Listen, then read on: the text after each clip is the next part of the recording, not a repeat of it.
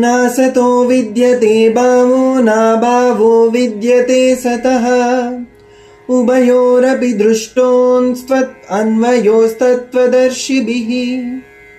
మరొకసారి మీకు భగవద్గీతలోకి ఆహ్వానం. ఈరోజు మనం విన్న శ్లోకం యొక్క అర్థం శ్రీకృష్ణుడు ఇలా అంటున్నాడు: అసత్యమైనది ఎప్పటికీ ఉండదు, సత్యమైనది ఎప్పటికీ నశించదు. తత్వాన్ని దర్శించిన మునులు ఆ నిజాన్ని స్పష్టంగా గ్రహించారు. ఇక్కడ శ్రీకృష్ణుడు ఒక గంభీరమైన ఆధ్యాత్మిక సత్యాన్ని చెబుతున్నాడు. సత్యం అంటే శాశ్వతం మరియు అసత్యం అంటే తాత్కాలికం మధ్య ఉన్న తేడా. అసత్ మన శరీరం, సంపద, కీర్తి, భావోద్వేగాలు ఇవన్నీ కొద్దిసేపు మాత్రమే ఉంటాయి, తరువాత కనుమరుగవుతాయి. సత్ ఆత్మ, మన అంతరంగ సాక్షి, శాశ్వత చైతన్యం.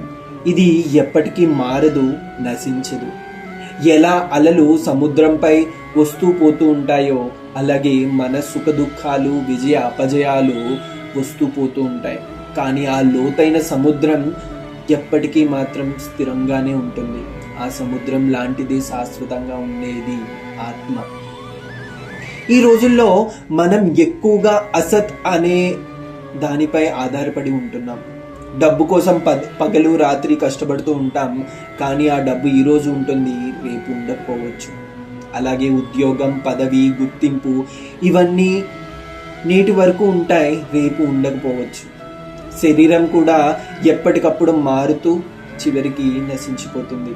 కానీ సత్, మన ఆత్మ, మన నిజమైన నేను, అది ఎప్పటికీ నశించదు. బాల్యంలోనూ, యవ్వనంలోనూ, వృద్ధాప్యంలోనూ అదే ఆత్మ ఉంది. మన సమస్య ఏమిటంటే మనం తాత్కాలికమైన వాటిపై అంటే అసత్పై మనం పేక మేడల్లా కట్టుకుంటూ ఉంటాం. డబ్బు, జాబ్, సోషల్ మీడియా, ప్రశంసలు, ఆపై మన విలువలను కట్టిపెడుతూ ఉంటాం. అవి దూరం అవ్వగానే మనం విచారంలో పడిపోతాం, అంటే డిప్రెషన్లోకి వెళ్ళిపోతూ ఉంటాం ఒక్కొక్కసారి.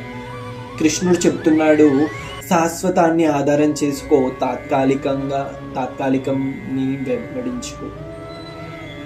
అంటే సంపద కన్నా విలువలు, పదవి కన్నా నిజాయితీ, గుర్తింపు కన్నా అంతరంగ శాంతి, ఇవే నిలిచిపోయే ధనాలు. ఇవి ఎప్పటికీ మనలోనే ఉంటాయి.